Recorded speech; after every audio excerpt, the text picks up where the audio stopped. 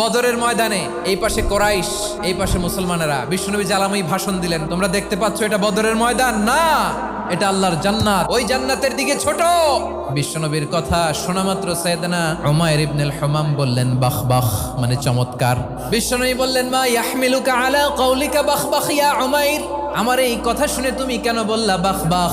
ইয়া রাসূলুল্লাহ, আপনার এই কথা শুনে আমি বড্ড খুশি হয়েছি, আর আমি প্রত্যাশা করছি আমি যদি ওই জান্নাতের মালিক হতে পারি তাহলে কতই না ভালো হতো। সুবহানাল্লাহ বলেন। বিশ্বনবী বললেন উমাইর আনতা মিন আহলিহা, তুমি ওই জান্নাতের অধিবাসী, তুমি জান্নাতি। উমাইর চিন্তা করলেন আমি জান্নাতি, নবীর মুখ দিয়ে যখন বেরোইছে ওই জান্নাতে তো আমার ঢুকতেই হবে, কিন্তু হাতে 3টা খেজুর খেয়ে যদি জেহাদের ময়দানে যাই তাহলে জান্নাতে যেতে তো দেরি হয়ে যাবে।